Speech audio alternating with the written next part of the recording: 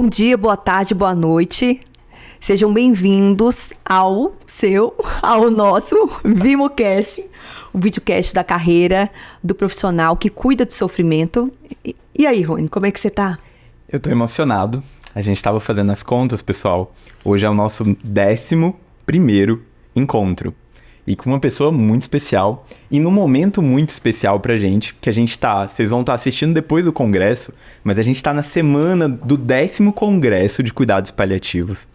E que tem um marco muito significativo. Vai ser em Fortaleza. Um momento muito importante pra gente unir várias dessas pessoas que têm várias histórias, né? E a gente tá aqui com uma que tem uma história sensacional que vai compartilhar com a gente. Vocês não podem perder. Exatamente. E até essa temporada que a gente fez, a gente convidou 10 pessoas sensacionais que todas tinham uma expertise específica em cuidados paliativos, né? E agora a gente quer falar mais próximo de vocês que têm um interesse em cuidados paliativos, mas têm a especialidade de vocês diferente dos cuidados paliativos. Para isso, para a gente dar abertura para essa temporada sensacional, a gente chamou uma pessoa que ela é referência para a gente em pneumologia e cuidados paliativos. Vou falar para ela de forma bem resumida, porque o currículo é bem extenso. É a Lícia Stanzani, médica pneumologista e paliativista, membro da Comissão de Doença Pulmonar Avançada e Transplante Pulmonar da SBPT, da Sociedade Brasileira de Pneumologia. Seja muito bem-vinda, querida. Obrigada, Suelen. Obrigada, Rony. É um prazer estar aqui, né? Eu agradeço demais o convite e é muito interessante essa temporada de falar um pouco para os não especialistas em cuidado paliativo, né? A riqueza disso, né? De começar a difundir todos os conceitos para aqueles que estão no dia a dia com o paciente dentro das suas especialidades e que precisam ter noções assim mínimas, né? Noções para que melhorem a prática do dia a dia. Acho que isso é fundamental. E é legal, porque aqui nos bastidores você estava comentando um pouquinho, né? Que você também faz esse cuidado paliativo do especialista paliativista ali de ponta, mas que você trabalha antes com a sua especialidade base, que é a pneumologia. E o quanto que isso é significativo e quanto que isso impacta a vida de vários outros pacientes, de colegas que estão ali. E com esse olhar, eu acho que esse é um dos pontos, né, que a Su está trazendo nesse sentido. A gente tem que aumentar e tirar o cuidado paliativo, a nossa fala aqui muito no cuidado paliativo terciário, propriamente dito, até tem um artigo muito marcante dentro da pneumologia em relação a isso, do cuidado paliativo primário e secundário, que deve ser feito por aquele não especialista propriamente dito no cuidados paliativos. Você vai comentar mais à frente até, mas para abrir um pouquinho, eu queria, assim, a Su falou um pouco da sua parte mais técnica, mas a gente queria começar como um bom paliativista e ouvir qual a sua biografia. A gente queria conhecer um pouquinho melhor, a nossa audiência gostaria de te ouvir. Bem, eu sou a Lícia, né? Vinda de Cachoeiro de Itapemirim, no Espírito Santo, a gente estava falando disso. Onde está a minha família está toda lá. Um abraço pro rei, Roberto Carlos. Terra do Rei, muito bem lembrado. Mas eu sou mãe da Lara, esposa do Juliano, filha da dona Ancila e do seu Antônio, que estão lá em Cachoeiro de Itapemirim, né? E que saiu de lá com 17 anos, né? Essa Lícia saiu de lá com 17 anos para fazer medicina. E não tinha hoje, né, com desenvolvimento, hoje a gente tem faculdade de medicina lá, mas na minha época não tinha. E eu tinha que sair de Cachoeiro para poder estudar medicina, me tornar médica, que era a minha paixão. Eu com 15 para 16 anos já tinha isso muito certo na minha vida, que era o que eu queria fazer para a vida.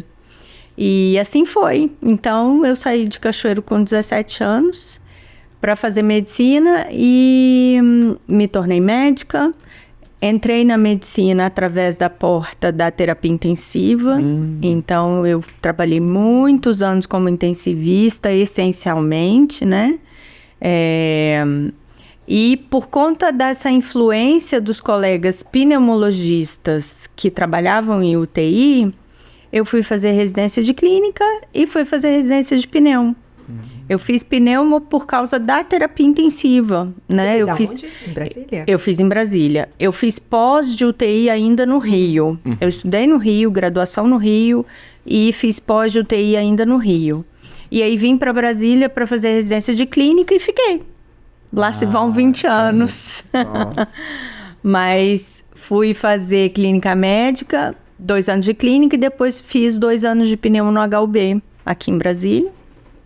E trabalhando como intensivista e pneumologista, né?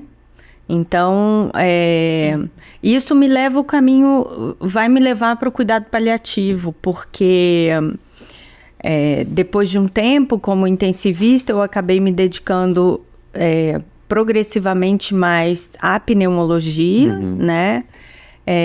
E dentro da pneumologia, eu comecei a estudar... Sabe quando a gente vai buscar uma subespecialidade, né? Tem pneumologista, especialista em interstício, especialista em hipertensão pulmonar, e especialista em sono. E eu ficava assim, meio que nada daquilo brilhava meus olhos. Até que estudando, eu descobri a doença pulmonar avançada, que resgatava um pouco todo aquele conhecimento da UTI, porque são realmente os pacientes mais graves, são os pacientes que vão chegar na UTI, né? Muitas vezes. E aí eu falei, opa, isso aqui é um negócio que eu me interesso. Falei, isso aqui já brilha meus olhos. Mas dentro da pneumologia. Pulmonar avançada, não dentro ainda como cuidados paliativos? Não, e eu vou dizer para você que eu tinha, assim, uma ideia, já tinha ouvido falar, mas absolutamente não sabia o que era. Isso já, quer dizer, eu me aproximei dos cuidados paliativos em 2016, quer dizer, minha aproximação com os cuidados paliativos é muito recente, né? São 8 anos só. Então, só para eu entender, fez a medicina, fez a pós, trabalhou em terapia intensiva durante um bom tempo, fez clínica médica, fez pneumologia e não tinha tido contato com cuidado paliativo. Não, né? Eu tenho 25 anos de formada, Rony. Naquela época, aqui a gente não tinha contato com cuidado paliativo. Não tinha Estamos tendo na graduação agora, né? Isso, Olha que avanço. Mas é isso que é legal, é porque às vezes os colegas estão vivenciando agora, por mais que, por exemplo, eu sou da geração um pouco mais recente, mas eu também não tive durante a minha formação específica. E aí os colegas ficam, às vezes, um pouco aflitos, até um pouco, não, mas como que não pode? Mas tem que entender que isso é muito novo. É muito novo. Até como especialidade, ainda está sendo construído propriamente dito a área de atuação, e você está falando aí de uma formação robusta, com vivências de vários pacientes com sofrimento, que as pessoas não tinham esse olhar dessa disciplina estruturada. Absolutamente não se tinha, não se falava nisso. Né? Então, assim, isso era algo, durante o período que eu trabalhei mesmo na UTI, isso praticamente não era discutido, né? Não era discutido. E aí, quando eu estava já na pneumologia, então, e descobri a doença pulmonar avançada, a então coordenadora da comissão de doença pulmonar avançada e doenças raras foi quem me deu a mão. Foi ela que me pegou pela mão e falou assim, olha... E eu mandei um e-mail despretensioso, aquela coisa assim, né? Peguei lá no site da sociedade, o nome e o e-mail da pessoa. Mandei um e-mail. Falei, olha, eu tô interessada em aprender mais sobre doença pulmonar avançada. Eu acho esses pacientes existem, esses pacientes precisam de cuidado... E é um tema muito delicado, né? É uma vertente de pacientes, é um segmento de pacientes muito específico, né? E ela me pegou pela mão, professora da Unifesp, hoje ela já é aposentada, professora Cristina Machado. Ela me pegou pela mão e falou assim, olha, se você quer saber sobre doença pulmonar avançada, você tem que aprender cuidado paliativo. Foi aí a primeira vez que para mim foi assim, deu match. Para mim foi... E aí ela falou, olha, você tem que aprender sobre cuidado paliativo. Não tem como cuidar do paciente com doença pulmonar avançada sem saber cuidado paliativo. Aí ela que me apresentou a esse conceito, ela me mandou foi ela que me introduziu nisso. E como eu sempre quis um conhecimento muito estruturado para tudo aquilo que eu faço, assim, eu busco isso, eu sempre busco um conhecimento, eu não vou do achismo, eu tenho que procurar conhecer e algo sistematizado, comprovado, eu tenho que estudar aquilo. E aí eu fui fazer um curso, em 2017 eu fui fazer um curso de final de semana de um instituto renomado em cuidado paliativo em São Paulo. E aí eu falei, vou lá, vou ver o que é isso, né? Era um curso de cuidado paliativo. Aí eu falei, vou lá. E aí, para mim, aquilo foi um divisor de águas, porque aquele curso, para mim, me mostrou algo que fazia total sentido com os pacientes que eu cuidava. E o que foi isso? O que você viu nesse curso? Fala pra gente. Eu acho que eu vi o cuidado integral, sabe, Suelen? Eu acho que a primeira coisa, o cuidado integral associado a esse cuidado técnico, bem feito, bem estruturado, que tem uma base científica, que tem uma base de indicação, que tem o que fazer e o que a gente não deve fazer, o que é proporcional, o que é adequado e o que não é adequado. Sabe? Isso ficou muito claro para mim ali. Sabe? Aquele caminho ficou muito claro. Aí eu falei, poxa, esses pacientes da pneumo precisam disso. Falei, gente, como assim? Ninguém fala disso, né? E é legal te ouvindo, assim, quanto que o especialista das diversas áreas precisa disso de uma forma estruturada. Porque às vezes a pessoa olha, um cuidado paliativo, a pessoa pensa numa questão de bom senso, mas que existe uma estrutura. A gente tem alguns artigos, principalmente dentro de doença pulmonar avançada e outras questões dentro da pneumologia, de maneira tão estruturada e tão técnica, com uma robustez e que traz diferença realmente para o cuidado. E que é isso que você está falando, né? Você estava ali como especialista buscando uma área que você pudesse se aprofundar e que você encontrou algo de robustez e foi atrás, né? Eu acho que a sua história conta isso, né? Exato. E aí, depois desse curso, eu comecei a estudar, lógico, né? A me informar cada vez mais e resolvi fazer a pós, né? Então, eu fiz pós de cuidado paliativo em São Paulo e depois, imediatamente, continuando a pós, eu tive a oportunidade de ser aprovada por um mestrado em cuidado paliativo na Faculdade de Medicina da Universidade de Lisboa. Então, fiquei 2 anos lá. Até, desculpe te interromper, a gente vai falar sobre o seu mestrado, mas eu tô aqui imaginando, você em 2017, né, uma pneumologista fazendo uma pós em cuidado paliativo. Eu fico um pouco, né, fazendo comparativo, né, com a minha história, que eu, clínica, optei por fazer a residência em medicina paliativa e fui vista com muitos questionamentos. É isso mesmo que você vai escolher? Que especialidade é essa? Como é que foi para você? Já tinha uma especialidade muito estabelecida, você escolher por cuidados paliativos? Olha, eu acho que as pessoas não tinham coragem de falar. Eu acho que era uma coisa assim, deixa eu estudar, sabe? Deixa eu ir lá estudar. Mas assim, porque as pessoas viam que não fazia sentido, né? Eu já tinha 12 anos que eu já tinha terminado a residência de pneumo, já era uma pneumologista, já trabalhava, já tinha meu consultório, né, movimentado. Mas não havia para mim ali uma coisa que me brilhasse os olhos. Então aí vem aquela coisa de quem a gente é, né? Então eu precisava de algo que me desse muita inspiração. A gente falou de inspiração, né? Mas eu precisava disso. Então acho que as pessoas não tinham ideia do quanto isso era importante para mim.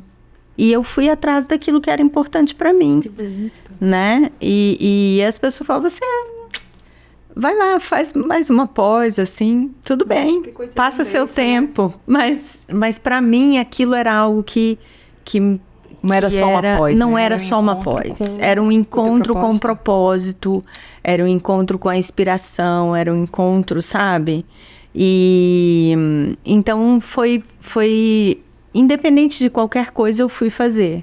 Né? Tinha uma filha pequena, minha filha estava pequena ainda naquela época, né? Estava com 8 anos, né? Então, indo para São Paulo para fazer pós, né? E já estava com um consultório movimentado, já 12 anos como pneumologista. Nossa. Poxa, para que você vai começar a estudar agora? Isso. Mas eu fui atrás de estudar e, assim, não me arrependo em nenhum segundo. E é, no mesmo tempo que é bonito, é disruptivo, sabe, Su? Essa sua pergunta eu acho que enquadra muito bem nisso. De você tem uma inquietação, algo que não está preenchido, e na busca de propósito, a palavra propósito é uma coisa que é recorrente em todos os nossos episódios. Assim como é interessante a gente voltar, lembrando os episódios, sempre tem alguém que acaba nomeando cuidado paliativo para outra pessoa e que parece que tira uma cortina, assim. Opa, tem uma outra questão, né? Com a Andréia Nogueira foi bem isso no episódio 4, assim, e também falando isso. E é interessante. E quanto que pra você... não tenho noção, né? Disruptiva. A gente tem a pós aqui em Brasília. Tem algumas pessoas. Teve Ana Clara, da nutrologia, que fez a pós na turma anterior. Temos vários colegas... O próprio Alfredo da pneumologia também fez parte da turma anterior. Sim. A gente tem colegas da Infecto nessa turma atual. Sim. Então, assim, o quanto que isso é disruptivo para essas pessoas hoje. Mas imagina lá atrás. Porque hoje a gente já tem uma consolidação maior, assim, sobre o cuidado paliativo. Quase uma permissão para as pessoas, né, pensarem sobre querer paliativo. Mas você sabe que eu acho que naquela época também as pessoas não tinham muita noção, Suelen. Assim, do que era o cuidado, do que eu tava querendo. Assim, nem sei o que ela tá indo lá fazer, entendeu? As pessoas não tinham noção. Mas, na minha cabeça, com aqueles pacientes que eu cuidava, isso fazia muito sentido. E atrás disso fazia muito sentido. Então, eu fui e quis continuar nesse caminho e busquei o mestrado que, para mim... Não fazia sentido fazer um mestrado só em pneumologia. Fazia sentido fazer um mestrado em cuidado paliativo. E aí eu fui atrás do mestrado. Que legal. E num local muito frutífero para cuidados paliativos, que já tem uma política... Eu acho que em 2017, que é mais ou menos você fez, eu acho que a política pública lá já tinha saído, tal, em vias de sair, que tá antes do que aconteceu aqui no Brasil, propriamente dito. Eu fui para lá em 2019, né? Mas mesmo assim, já estava bem adiantado, bem diferente do que eu vivia aqui, né? E falando de Brasília, muito diferente, né? Porque, assim, em 2019, nós tivemos o comecinho lá da equipe interconsultora de cuidado paliativo do hospital que eu trabalho. Né? Então, assim, a coisa estava engatinhando. Verdade. E aí você chega num lugar que tem um serviço estruturado, respira aquilo, tem, né? Hospice, né? Tem... Você fala assim, uai, pera lá, nós estamos lá atrás ainda, né? Nossa. Eu vim de uma coisinha lá atrás. Legal. Muito bom. E no seu mestrado você teve contato com outras pessoas que estavam fazendo também na área de cuidados paliativos, até às vezes da sua especialidade? Como foi? Lá eu tive uma colega de mestrado pneumo. Olha. Que era pneumo, que trabalhava com doença neuromuscular até. Olha. É, muito interessante. Ela é da onde? Ela é de um hospital. Não, lá de Portugal. Portugal mesmo, Lisboa mesmo. Ela é de um hospital que agora eu não vou me lembrar o nome, depois eu posso falar. Não, mas é de lá mesmo, Mas né? é nos arredores de Lisboa. Olha. Ela é pneumo e fazia cuidado paliativo. E a pneumo lá tinha uma integração muito grande com o cuidado paliativo. E eu acabei me aproximando de uma médica pneumologista lá que trabalha com transplante na Universidade Nova de Lisboa. Então eu comecei a ter também uma aproximação com os pneumopali, né? Com os pneumopaliativistas. Eu falo que a gente é pneumopali. Mas é interessante, assim, falando de falências orgânicas, se você pega na literatura, e você pode até me corrigir se estiver errado, eu tenho percebido que a pneumologia como um todo, ela tem se organizado mundialmente nesse olhar para o cuidado paliativo de uma maneira mais estruturada. Muito. Até à frente de outras propriamente especialidades. Eu sei que a cardiologia tem feito bastante coisa, a nefrologia também, mas eu percebo estudos robustos, assim. Eu falo de organização e que dá uma robustez nessa questão de dados, né? A gente trabalha realmente com dados propriamente e precisa disso, né? Isso é interessante. Duas observações em relação a isso. Uma é que de 2022 para cá, as grandes sociedades, tanto a Sociedade Americana, a ATS, né? A Sociedade de Doença Torácica, quanto a RS, a Sociedade Europeia, de 22, 23 e agora em 24, elas lançaram sistematicamente várias recomendações estruturadas. Inclusive, a gente falou de cuidado paliativo primário, secundário e terciário, inclusive para clarificar para os pneumologistas onde entra o cuidado paliativo primário, onde entra o cuidado paliativo secundário e onde entra o terciário, e o que é cada um deles e qual a função do pneumo em cada um deles, né? Então, a gente tem isso tanto pela ATS quanto pela RS de 2022 para cá. E esse movimento, eu não tenho dúvida que é um movimento para agregar esse conhecimento ao especialista, né? Agregar o conhecimento do cuidado paliativo para o especialista que já trata esses pacientes, que já o paciente está lá, já está no consultório dele, né? Ele vai continuar tratando.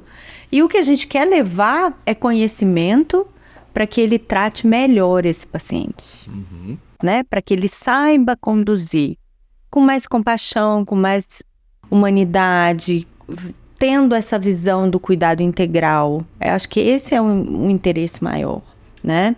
Então, essa é uma observação. Uma outra questão, Rony, em relação a esse desenvolvimento da pneumologia no mundo, é que, em relação aos cuidados paliativos, vários países começaram centros de manejo de dispneia. Centros multidisciplinares para manejo de dispneia refratária, estruturadíssimos. Faz todo sentido.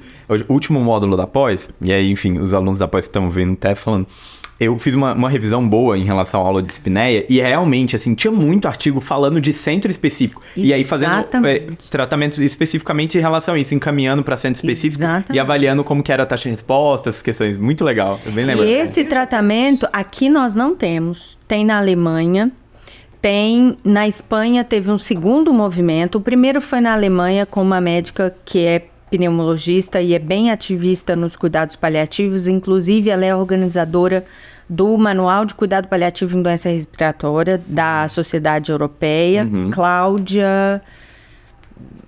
tudo bem. E ela fez um centro lá, e esse centro de manejo de dispneia funciona tanto para atendimento aos pacientes que estão internados, como interconsulta para orientar paciente ambulatorial, seja para consulta, seja por teleatendimento.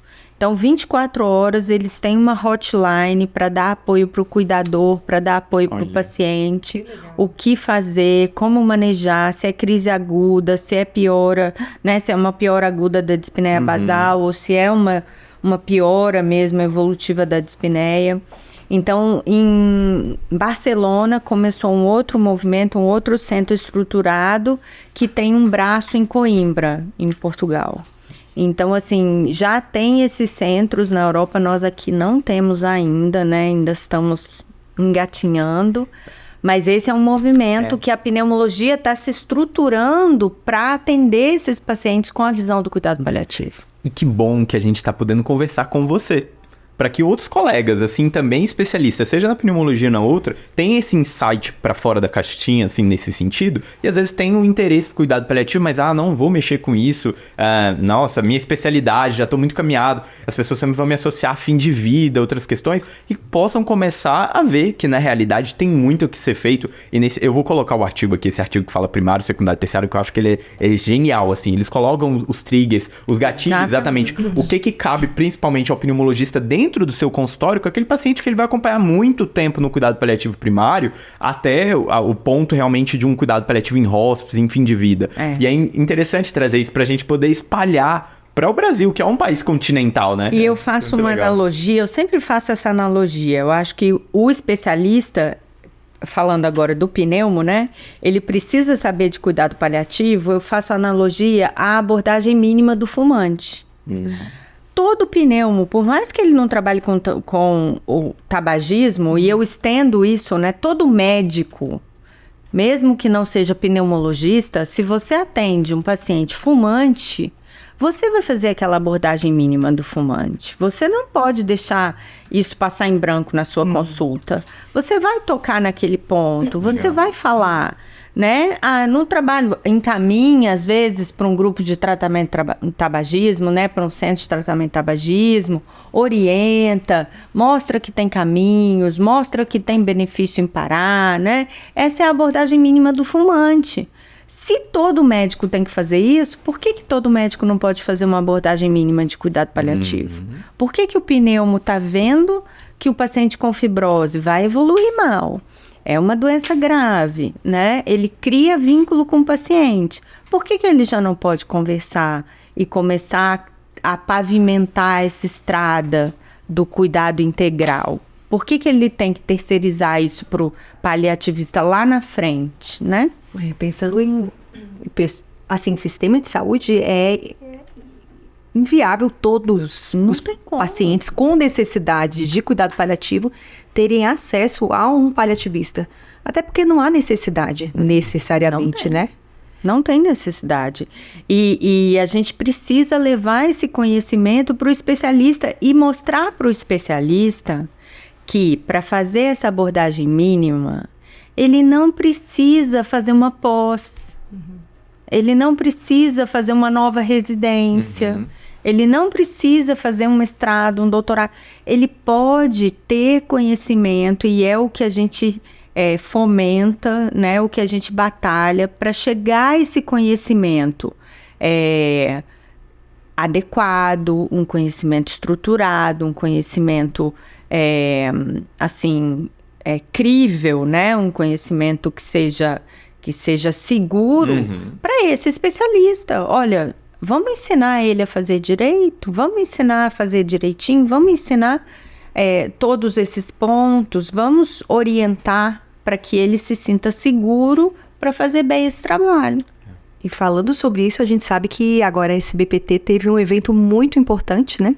Tivemos. Fala pra gente um pouquinho. Conta um pouquinho. Pois é, tivemos. Tivemos agora, nesse final de semana, aqui em Brasília, a terceira edição do Curso Nacional de Cuidados Paliativos em Pneumologia, né? É esse o nome, Curso Nacional. Nacional. Olha. Desde o primeiro, né, o primeiro começou em 22, nós recebemos pneumologistas do país inteiro, né? Que vem ficar aqui em Brasília nesses 2 dias para esse treinamento, para o treinamento de cuidado paliativo com paliativistas, pneumologistas, equipe multi, né?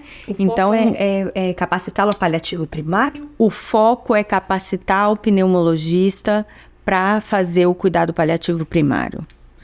Orientar. A sociedade brasileira, ela fomenta isso, ela está dando um apoio incondicional à Comissão de Doença Pulmonar Avançada e Transplante para que esse conhecimento chegue aos seus associados, né? Então, nós tivemos em 2022 o lançamento do curso. Ano passado nós tivemos a 2ª edição, que foi novamente um sucesso, e a partir do ano passado, início desse ano, a sociedade já incorporou o curso nacional dentro do seu calendário de eventos científicos. Nós já tivemos um pré-congresso, né, que é o cuidado paliativo em pneumo, e agora a gente está começando a discutir com as sociedades estaduais para fazer atividades programadas, né, nos estados, tirar um pouquinho isso daqui de Brasília, né, não ficar só concentrado aqui, mas o curso ele tem uma relevância enorme, e a gente está vendo, Suelen, que o que aconteceu esse final de semana foi bastante interessante, porque a gente começou a ser procurado não só por médicos pneumologistas, porque não é exclusivo para pneumologistas, não. Inclusive, é aberto a profissionais de saúde como um todo. Nós tivemos agora, esse final de semana, enfermeiros, farmacêuticos, psicólogos, fisioterapeutas, né? É um treinamento aberto à equipe multi. E aí nós começamos a ter médicos fora da pneumologia. Tivemos médicos intensivistas, tivemos médicos de saúde da família, tivemos médicos de residência de clínica médica, né? Então, o primeiro curso nós tivemos 100% pneumologistas. Mas agora ele já começou, as pessoas também já começaram a ver o curso como referência no sentido de qualidade, de saber que era um bom curso e tal, e começaram a procurar para ter esse treinamento, para se informar.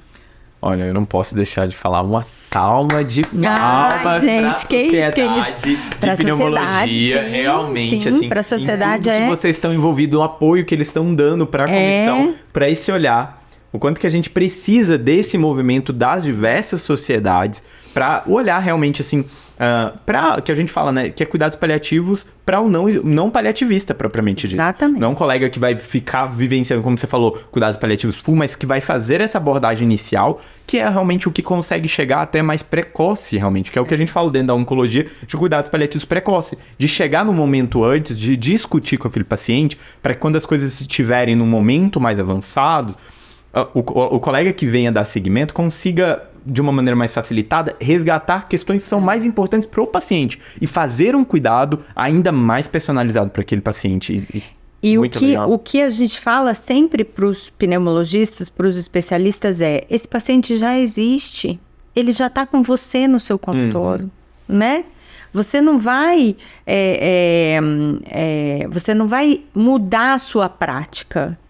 Ele já está com você no seu consultório. A questão é que, com o passar do tempo, ele vai entrar nessa estrada da doença pulmonar avançada. E aí, quando ele entrar, você já sabe o que fazer. Instrumentar o profissional, instrumentar, né? Exatamente. Desse paciente. Ele não vai ter que mudar. Exatamente. Né? Agora, eu acho tão interessante que, qualquer coisa você me corrige, Lícia, eu percebi um movimento de nós paliativistas, de alguma forma sensibilizando os profissionais de outras especialidades a perceberem a importância dos cuidados paliativos. Agora, quando vem uma sociedade e que inclusive se posiciona como capacitador dos membros daquela sociedade, é sensacional. E aí isso atrai não somente as pessoas daquela sociedade, né, mas as outras pessoas que têm aquela sociedade como uma referência.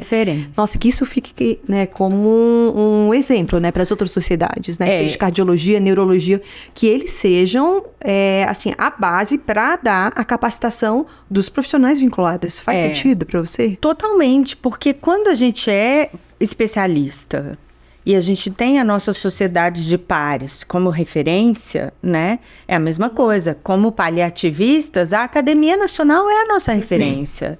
Por que vai todo mundo lá para o congresso, né? Por que a gente vai lá ouvir? Por que a gente vai lá? Porque existem pessoas que estão programando fazendo aquele programa científico com cuidado, escolhendo as pessoas, né? Então, tem todo um olhar técnico que a gente confia. Hoje, a gente vai para lá para ouvir coisa boa, né? Tá vindo da Academia Nacional. E assim é com todo especialista. Então, quando a sociedade da especialidade, ela fomenta isso, né? Ela se usa como uma ferramenta para que haja essa referência, né? Para que haja esse conhecimento, acho que isso é fantástico. A Sociedade de Pneumologia hoje é um belo exemplo, assim, não que eu sou pneumologista, mas é um belo exemplo de ajudar a chegar a esse conhecimento para os seus especialistas. Nossa, muito legal, viu, ver esse exemplo. E dentro dessa jornada, né, dentro da pneumologia e cuidados paliativos, a gente sabe que há desafios, né? Muitos. E o que te faz ficar? Eu acho que o que me faz ficar é que os pacientes existem, né? Eles continuam lá. Então, a gente precisa ficar por eles, né? A gente precisa seguir esse caminho de cuidar do paciente com doença pulmonar avançada. Eu brinco que eu faço cuidado paliativo geral, mas eu falo sempre, mas os meus pacientes da pneumo já me dão trabalho suficiente. São tantos, né? Mas é lógico, faço o cuidado paliativo terciário, né? Com pacientes que não têm necessariamente doença pulmonar. Mas dentro da pneumologia, a gente tem muitos pacientes. Eles estão lá, isso é inevitável. Muitas doenças respiratórias graves não têm cura, né? O paciente vai morrer de complicações da sua doença, né?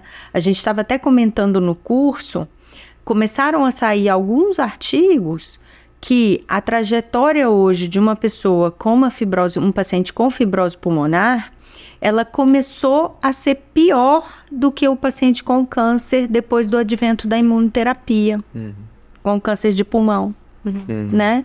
Então, quer dizer, a gente está adiante, agora a gente começou a era dos antifibróticos, né? Tem alguma coisinha ali, mas são medicamentos que não vêm para curar, vêm para lentificar a evolução, desacelerar a evolução, mas não vai curar. Mas mesmo com o advento dos antifibróticos, a fibrose pulmonar, por exemplo, ela tem uma sobrevida hoje que vai começar a se distanciar do câncer de pulmão. Porque o câncer de pulmão vai ter uma sobrevida melhor com os novos quimioterápicos, com imunoterapia. Então, assim, aí você fala, não, alguns pacientes falam, ainda bem que não é câncer, mas depende. Né? Quando é uma fibrose pulmonar, depende, né? Então, esses pacientes existem e eles precisam ser cuidados, sabe, Suelen? São muitos e precisam dessa assistência. Então, acho que isso me faz ficar. E assim, pensando, né, no tanto de vivência que você teve já ao longo dessa caminhada, tem algum momento marcante, seja de um paciente ou de alguma vivência que você gostaria de compartilhar com a gente, com a nossa audiência, com algum colega da pneumologia que está vivendo uma situação assim e não sabe como lidar, e talvez o seu compartilhamento abra um pouco até o sofrimento que eles estão passando também. Pois é. Por estar fresco, eu falei nos bastidores, que a gente ia falar muito no curso, né? Do curso. Mas acho que o momento mais marcante que eu já vivi até hoje nessa caminhada foi esse final de semana, no curso, quando a gente teve a palavra de uma paciente com doença pulmonar avançada, em uso de oxigenoterapia, em uso de opioide para manejar a dispneia. E ela foi para o encerramento do curso com o filho, né? E lá a gente abriu espaço para que toda a equipe do curso, não vou falar só os médicos, porque como eu falei, a gente tinha não médicos, né? Então, todos os participantes do curso pudessem ouvir a história dela, a trajetória dela, como ela chegou até ali, como ela encara a finitude, qual foi a importância do tratamento, do acompanhamento na vida dela, né? E ver para que os participantes pudessem perceber que tem como a gente cuidar. Tem como a gente cuidar. É uma paciente em cuidados paliativos, é uma paciente, ela falou lá, eu sei que a minha estrada para frente é muito curta, né? Então, ela dizer isso dentro de um curso, né, de participantes que estavam pegando essa ferramenta, eu acho que foi muito significativo. Ouvir isso do paciente, não ouvir isso de um palestrante paliativista, ou, né, ou outro palestrante que fosse de profissional para profissional, mas ouvir isso de uma paciente, para que eles soubessem que tem sentido cuidar, é possível cuidar e que as pessoas se beneficiam disso. Então, acho que de toda essa minha caminhada, esse para mim foi o momento mais emocionante. E a reação dos participantes, eles não esperavam que a gente ia colocar um paciente lá para falar com eles. Foi muito interessante, porque eles não esperavam. E aí, de repente, né, entra na sala a paciente com o seu oxigênio, né, trazida pelo seu filho, caminhando com dificuldade. E ela respondeu a todas as perguntas, ela ouviu todos os comentários. E foi muito significativo, tanto para eles, né, para o paciente, para a família, quanto para quem estava participando. Acho que isso, para mim, Foi agora, sábado. Nossa, que emocionante. Foi muito emocionante. Nossa, muito emocionante. Quão profundo isso é. Exato. Eu lembrando, assim, dos momentos que eu falo que, nossa, são momentos extremamente marcantes pra mim dentro dessa jornada, eu falo muitos momentos semelhantes a esses. São momentos que parece que... a gente tá aprendendo muito mais com o nosso paciente do que realmente a gente consegue ensinar ou propriamente até mesmo cuidar. Ela deu literalmente uma aula pra todos esses colegas da área da saúde que estavam ali, mostrando da significância daquilo que elas estavam aprendendo ali pra melhorar o cuidado pra várias outras pessoas. Cara, muito bom isso. Nossa. Foi. Nossa, Quanto que é significativo, né? Porque até o momento... Nossa, muito obrigado por você trazer isso, né? Porque olha... É sobre isso. É sobre isso. Eu acho que é o episódio mais disruptivo que a gente tem. É sobre nesse isso. sentido. Porque assim, a gente, né, quando a gente traz essa pergunta, né, sempre a gente mesmo comentou de algum caso que a gente cuidou como profissional de saúde. E aqui você traz um caso que um paciente se coloca no lugar de nos ensinando, de centro realmente, como sendo ele. O centro do cuidado é ele. E é algo que a gente do paliativo sempre traz, né? A gente sempre precisa ter este princípio, né? Da gente, inclusive, se olhar com muita atenção de... que às vezes isso pode acontecer, da gente se colocar no centro do cuidado, cuidando de alguém com sofrimento e colocar que a gente é fundamental para aquele cuidado. E quando você coloca o paciente nomeando a importância, quando você fala, né, que tem como a gente cuidar dele, apesar, inclusive tendo uma doença grave, ameaçadora da vida, e ele estando com voz para ensinar isso pra gente, é assim, fenomenal mesmo, né? Isso vem trazer de forma muito disruptiva mesmo um cuidado paliativo. Muito legal. E foi uma experiência, assim, que acho que, para mim, pessoalmente, foi algo que eu não sei, eu olho para frente, eu acho que eu não consigo pensar, será que algum dia eu vou passar por uma coisa tão emocionante quanto foi sábado?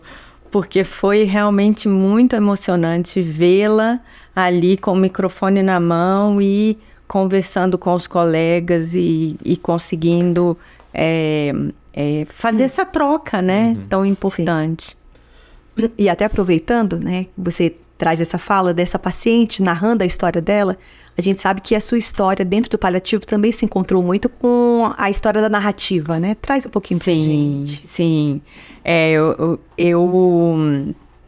Quando eu cheguei no mestrado em Portugal, eu te falei, né, que logo no primeiro final de semana de aula e tudo, um professor trouxe uma citação de um livro. E o livro me pegou pelo título, né? Que o livro era Ouvir com Outros Olhos. Falei, gente, como assim, né? Ouvir com outros olhos. A gente mistura ali os sentidos, né? E aí eu fui atrás de ver quem era aquele autor, o que aquele livro trazia e tal.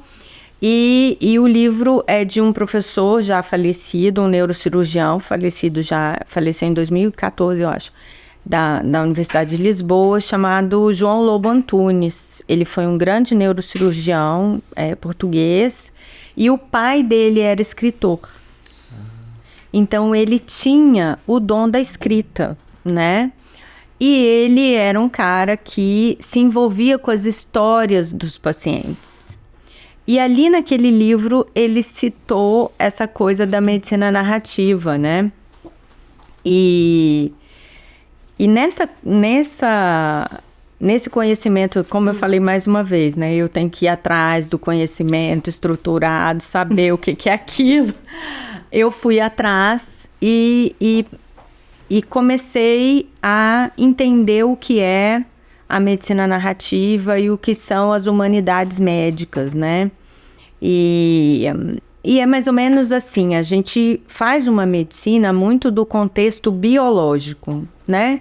Então, a gente aprende medicina para consertar o corpo humano, né? É aquela coisa. Então, a gente aprende a ir lá e ter recursos para consertar o que está errado. E a gente, na verdade, na medicina, tem muito pouco da visão humanística, né? Isso é das ciências humanas, não é da ciência biológica, né? Isso é separado. A medicina está dentro da ciência biológica, não está dentro da ciência humanística, né? E E o papel das humanidades médicas e da medicina narrativa é trazer esse conhecimento humanístico para dentro da biologia. Mais uma vez, para mim, isso tem todo o sentido com o cuidado paliativo, que é o integral. Não adianta eu pensar só em cuidar do corpo daquela pessoa, ou, né? Que muitas vezes, se a gente está falando de cuidado paliativo, biologicamente, em relação à cura, a gente não vai ter. Mas quem é aquele ser humano? Né? Quem é aquela pessoa? Qual é a história dela? Qual é o papel dela no mundo? Né? Qual foi ou qual está sendo? Então, se aproximar da narrativa do outro é algo que faz sentido. Não adianta a gente querer cuidar de alguém se a gente não ouve a história dele, né? E foi isso que a narrativa me trouxe, essa aproximação com o lado humano da nossa prática, né? Ou tentar agregar esse lado humano, humanístico, para dentro da prática médica. E isso também é um conhecimento técnico, um conhecimento estruturado. A gente tem grandes centros, né? Na USP, por exemplo, a gente tem o GENAM, que é o Grupo de Estudos de Narrativa e Humanidades Médicas. A gente tem na Universidade de Lisboa, por exemplo, tem o Centro de Medicina Narrativa, que fica dentro da Faculdade de Letras, e tem um representante da medicina, um representante da psicologia, da filosofia, da Faculdade de Letras, Belas Artes, Antropologia. Então, a gente traz o conhecimento humanístico para dentro da medicina, né? Realmente ouvindo com outros olhos e conhecendo a narrativa dos outros com o olhar deles, propriamente dito, né? Você conseguir ver, a gente fica muito preso realmente no biológico e no que às vezes são prioridades nossas, mas a gente não tá falando sobre a gente tá falando sobre outro. E isso precisa ser treinado. Realmente o cuidado paliativo traz muito isso, né? Nossa faculdade, a gente não treina essa capacidade de olhar. A gente treina muito capacidade de olhar a parte biológica e colocar aquilo como uma prioridade sem parar e ouvir, né? A medicina narrativa, ela desenvolveu a partir da Universidade de Colômbia, né? Da Faculdade de Medicina, com uma professora que chama Rita Sharon, né? A Rita Sharon ela é médica de clínica, de saúde da família, e ela é uma apaixonada por literatura. Então, ela desenvolveu essa disciplina, que tem como eu falei, toda uma técnica, é uma disciplina estruturada. E o que essa medicina narrativa faz, né? Ela pega todo aquele conhecimento, tudo aquilo que é produzido pelo ser humano, inclusive a narrativa dele, né? Seja a narrativa oral, seja a narrativa escrita, e através dessas ferramentas de escuta ativa, de escrita criativa, de atenção, a gente consegue, a partir disso, desenvolver algo que a gente consegue reverter como benefício no nosso cuidado. Então, quando a gente agrega a medicina narrativa ao cuidado, você aumenta o seu vínculo com o paciente, você aumenta a eficácia do seu tratamento, né? Você aumenta a atenção que você dá e a compreensão que você dá para o paciente. E nisso que você falou, Rony, tem um conceito da medicina narrativa que eu acho muito interessante, sempre falo dele, que é o conceito de humildade narrativa. O que é isso? O conceito de humildade narrativa diz que o que a gente deve fazer é diminuir um pouco o volume da nossa própria narrativa para que a gente consiga aceitar a narrativa do outro. Porque se a narrativa do outro é muito diferente da nossa, da minha, eu não consigo me vincular àquele ser humano, né? É daí que vem o preconceito, é daí que vem, né, o racismo, todas as manifestações de repulsa que a gente tem entre os seres humanos, né? São diferentes. Ao diferente. Então, a gente trabalha dentro da medicina narrativa com esse conceito, que é o conceito de humildade narrativa. O que é isso? Eu preciso ter humildade para aceitar a narrativa do outro. Saber que aquela narrativa não é a minha, né? Não é a minha, ela é diferente da minha. Mas eu preciso me conectar com ela. Eu tenho que fazer esse exercício de conexão para eu efetivamente cuidar melhor dessa pessoa. Porque senão vai bater. Aí não vai, entendeu? Não cabe. É o quadrado querendo ser encaixado no círculo. Não vai caber, não vai dar certo. Então a gente precisa aparar essas arestas. E a gente faz isso através do exercício da narrativa, né? Que é uma narrativa diferente. Na faculdade de medicina a gente aprende a fazer aquela narrativa estruturada, né? Aquele anamnese, exame físico, aquele questionário estruturado. Isso é o que a gente aprende dentro do nosso conhecimento do biológico, né? E com a medicina narrativa, eu vou expandir esse questionário. Não que eu vou deixar de fazê-lo, mas eu vou expandir. Eu vou para outras esferas de narrativa, que é o que a gente faz dentro do cuidado paliativo. E a potência que isso tem, né? Olha a potência do que Sim. isso realmente gera. Muito, muito bom. E assim, juntando, né? Já caminhando pro final. Juntando isso que você trouxe dessa sua vivência, do que está vivenciando dentro da sociedade, desses estudos que você tem trazido, como que você imagina o cuidado paliativo no futuro? E aí, com o seu olhar de pneumologista, paliativista, como que você vê daqui para frente, principalmente na realidade do Brasil? Olha, eu acho, Rony, que a saída é a gente levar o conhecimento para todos os médicos, independente de serem paliativistas. Quer dizer, para os não paliativistas, né? Eu imagino que esse seja o caminho. A gente instrumentalizar e a gente conseguir dizer que, olha, existe, pode ser feito, essa assistência deve ser feita com cautela, com cuidado, com critério, né? Precisa ser feita e pode ser feita por você, né? Não precisa ter medo, né? Pode fazer, a gente consegue te dar ferramentas e você, como médico, vai dar essa assistência. Então, eu acho que incentivar esse cuidado paliativo primário. Incentivar. Porque a Suelen falou muito bem. Nem todos os pacientes que precisam vão chegar no especialista em cuidado paliativo. O funil é muito grande, né? A seleção é muito grande. Mas se a gente conseguir trazer esse conhecimento para o grupo mais vasto de médicos, a gente vai melhorar a assistência aos pacientes.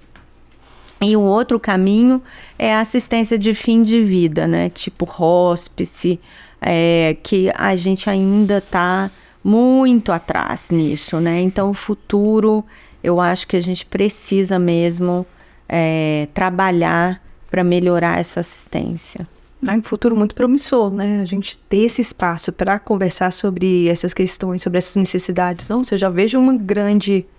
Promissor. Terceiro ano do curso de cuidados paliativos nacional dentro da Sociedade de Pneumologia do Brasil. Olha isso. Pô, promissorzaço, cara. Olha isso. Com potências, é isso. De pessoas que foram buscando, foram se formando, foram sendo disruptivos na sua área. Pô, muita potência. E é engraçado porque, assim, esse final de semana mesmo, a gente teve médicos pneumos que chegaram lá pra gente e falaram assim, eu vim aqui saber o que é isso. Olha, que legal. Olha você descortinando para outros o que é o cuidado paliativo. Eu vim aqui saber o que é isso, porque eu não tive na graduação, eu não tive na residência, né? E eu não vou fazer uma residência, não vou fazer uma pós. Então, eu vim aqui, né? E a palavra que eu mais ouvi nesses 2 dias de curso, principalmente ontem, foi, olha, foi transformador. Tô saindo daqui uma pessoa diferente do que... um médico diferente do que eu entrei. É muito legal, porque a gente ouve muito na pós, né? Demais. Nossa, isso é muito interessante. Eu acho legal que até a Andrea trouxe, né, uma fala que conversa muito com isso que você está comentando, né? E acho que a gente pode falar e deve falar como isso, né? Eu, como coordenadora da pós, concordo plenamente com o que você está trazendo. Acho que não é para todo mundo fazer a pós, não é necessário. Não é o único caminho da gente poder trilhar essa jornada do cuidado paliativo. Há várias outras formas, né? E reforço que outras sociedades também possam ver nesse exemplo, né? Deles serem a base de trazer esse conhecimento para os seus profissionais ligados. Muito legal. Porque a sociedade tem o poder, né? Tem a confiança, como eu falei, dando o exemplo da NCP, e tem a estrutura também financeira para fomentar isso, né? Então, para os seus associados, então é super importante. E ter esse espaço de fala, né? Porque, por exemplo, esse profissional que questionou para vocês, eu não sei o que é cuidado paliativo, será que ele iria, por exemplo, para um congresso de cuidado paliativo? Não iria. Não iria, né? Não iria. Mas numa sociedade na qual ele é vinculada, ele vai lá e busca aquele acesso àquela informação que é necessário. E eu diria até, acho que, como você falou, é obrigatório, né? Fazer a mesma comparativo, né? Com a questão do tabagismo, né? É obrigatório, né? Será que algum pneumologista hoje consegue cuidar dos seus pacientes de forma integral sem os princípios do cuidado paliativo? Ah, não. Acho que não. Acho que podemos falar assim. Porque a gente tem algumas doenças que não vão ter uma evolução tão drástica, né? Mas mesmo assim, não são a maioria. A maioria dos pacientes que fica vinculado ao especialista é o paciente que tem uma doença mais grave, né? É o que vincula mesmo. E agora, né, trazendo essa questão dessa tua história, junto ao paliativo, você consegue dizer pra gente, além desse livro, né, Olhos para Ouvir, que você trouxe? Ouvir com outros olhos. Ouvir com outros olhos. Traz pra gente um outro livro que te impactou, assim, nessa trajetória. Sem dúvida foi o Mortais, do Atul Gawande. Tá ali atrás, já marcado, deixamos posicionada. Pois é, eu tava falando Eu li esse livro justamente nessa minha transição de 2016, 2017, que eu estava buscando saber o que era essa história, né? De cuidado paliativo, de doença avançada. E aí, quando eu li esse livro, quando eu terminei, eu falei, tem algo aqui. Eu falei, aqui tem qualquer coisa. Aqui tem uma coisa que faz sentido. Tem uma coisa aqui. Então, foi um livro muito... acho que selou.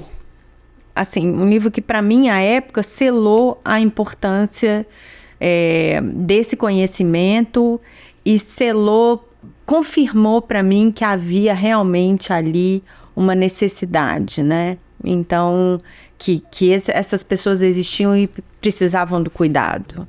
E hoje eu, sem dúvida, nomeio o Mortais como o primeiro livro que para mim foi fundamental, foi basilar.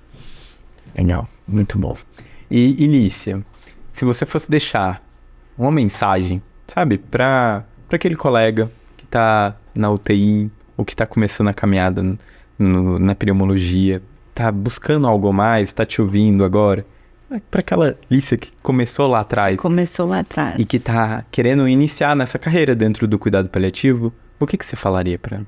Ou até que tá querendo iniciar nessa carreira da pneumologia, né? Exato. Você fala como que é paliativo. Muito. Exato. Tem paliativo na pneumo? Tem.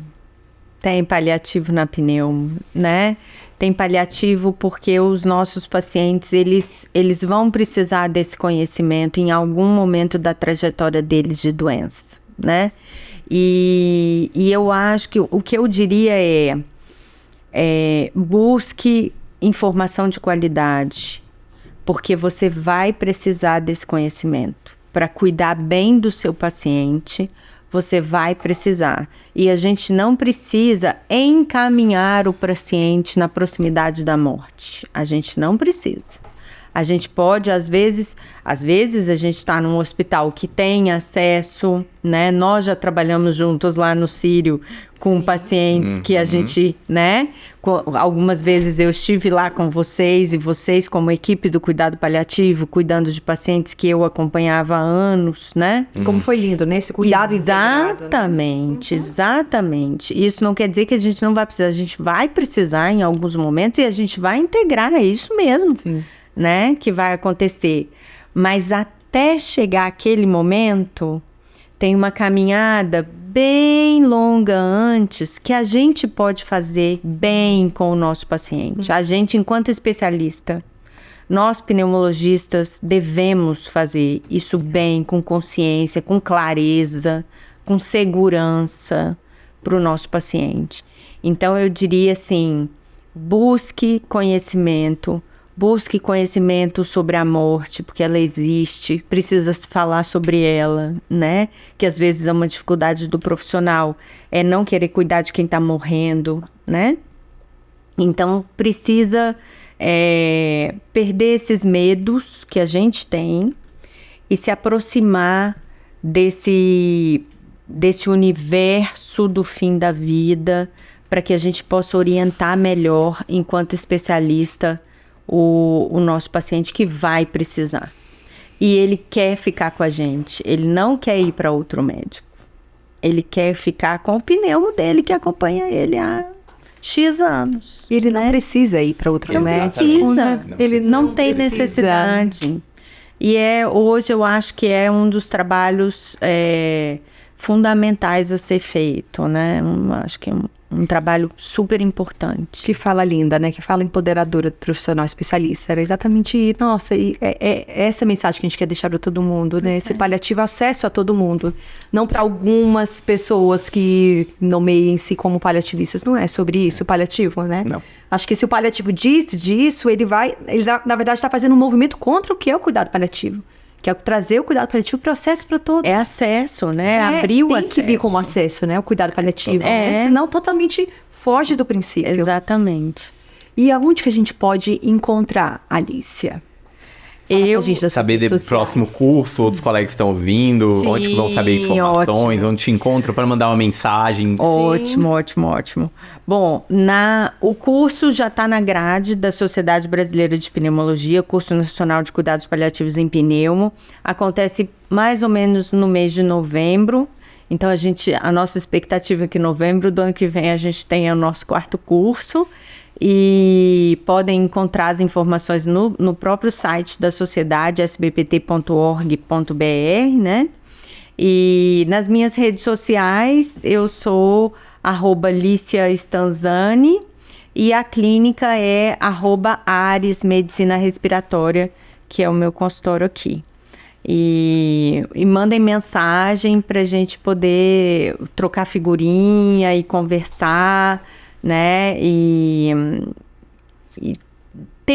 fomentar. Eu sou uma ativista, acho que eu sou uma ativista desse acesso à informação. Informação de qualidade, criteriosa, mas que ela seja acessível a todos os especialistas. Vou até respirar fundo aqui para lhe agradecer imensamente por sua presença aqui. Foi sensacional, pelos compartilhamentos, pela troca. Eu que agradeço a vocês a generosidade do convite, né? E a generosidade do espaço, da gente poder trazer essa visão do especialista, né? Que caminhou e que não caminhou para chegar nesse caminho, nesse conhecimento do cuidado paliativo. Então, agradeço demais. Sensacional. E se você gostou, curtiu esse episódio, por favor, curta aí, siga a gente nas nossas redes sociais, se inscreva no nosso canal, deixa um comentário, manda uma mensagem para Alícia, vai ser sensacional ouvir vocês, tá bom? E até a próxima. Nos vemos depois do congresso, hein? O próximo é depois do congresso, hein? Muitas histórias inspiradoras que a gente vai ouvir por lá, hein? Nossa, vai ser muita história o próximo. Valeu, gente. Até mais. Tchau, gente. Tchau, Alícia. Obrigada, querida. Agradeço. Tchau.